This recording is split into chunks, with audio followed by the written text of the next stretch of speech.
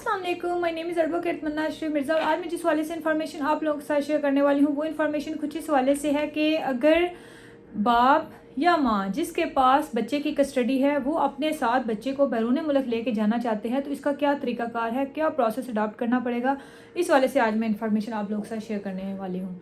सबसे पहली बात यह कि अगर आपके पास बच्चे की कस्टडी है, ठीक है, आप उसके गार्डियन हैं, लीगल गार्डियन हैं।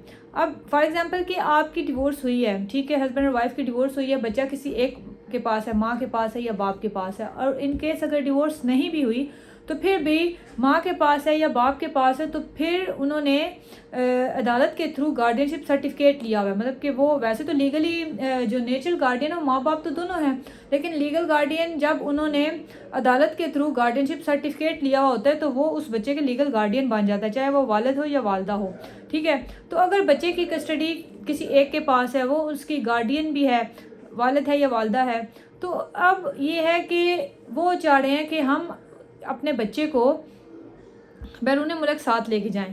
पहली बात यह है कि जब गार्डियनशिप सर्टिफिकेट बनाया जाता है तो वो इसी मकसद के लिए होता है कि दो उसके पर्पज़ होते हैं। एक तो होता है कि जी ज़ात के लिए, एक होता है प्रॉपर्टी के लिए। ज़ात के लिए ये होता है कि आपने कोई बच्चे के डॉक्यूमेंटेशन रेडी करवाने हैं, बच्चे का बर्थ सर्टिफिकेट या स्कूल में उसको एडमिशन करवाना है, उसका एडमिशन करवाना है तो उसके लिए कुछ डॉक्यूमेंटेशन रेडी करनी है या पे फॉर्म बनवाना है, तो उस हद तक लिया जाता है गार्डियनशिप सर्टिफिकेट। अगर प्रॉपर्टी की हद तक हो तो वो होता है कि अगर बच्चे के नाम पे कोई प्रॉपर्टी है वो आपने सेल आउट करनी है, व्हाट्सएवर जो भी मामला आता है। ठीक है, अब अगर आपने गार्डियनशिप सर्टिफिकेट लिया हुआ है तो आप यह है कि उसके जो भी रिक्वायर्ड डॉक्यूमेंट है वो बनवा सकते हैं। हाँ, अगर आपने पासपोर्ट बनवाना है या उसके वीज़े के लिए अप्लाई करना है तो फिर यह है कि आपने कोर्ट से पहले परमिशन लेनी है। ठीक है, अब अगर आप कोर्ट में एप्लीकेशन फाइल करते हैं परमिशन सीख करने के लिए कि जी हमें परमिशन दी जाए कि हम बच्चे को अपने बैरून मुल्क अपने साथ बैरून मुल्क लेके जाना चाहते हैं, उसकी वेलफेयर इसमें है, या ये है कि हम बच्चे का इलाज करवाना चाहते हैं, या बच्चे का हम वहाँ पे इलाज करवाना चाहते हैं, या बच्चा वहाँ पे एजुकेशन हासिल करेगा,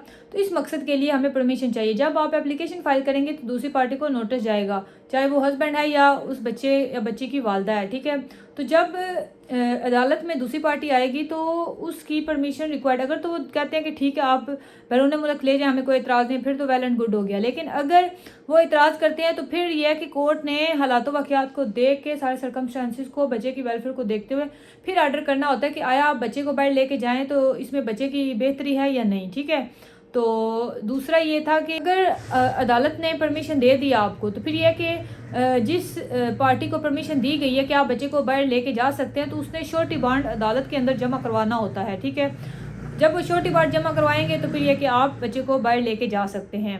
अब यहाँ पे ये है कि अगर आप बच्चे को अदालत की परमिशन के बगैर ही आउट ऑफ कंट्री में लेके जाएं या जुरिस्डिक्शन, अदालत की जुरिस्डिक्शन से बाहर लेके जाएं, या उसको आप अदालत के अंदर पेश ना करें तो फिर यह है कि आपसे बच्चे की कस्टडी लेके दूसरी पार्टी के हवाले कर दी जाएगी।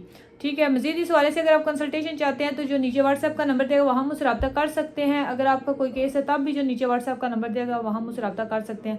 अगर कोई क्वेश्चन है तो काइंडली नीचे कमेंट बॉक्स में पूछिएगा। Thank you very much. अल्लाह हाफिज़।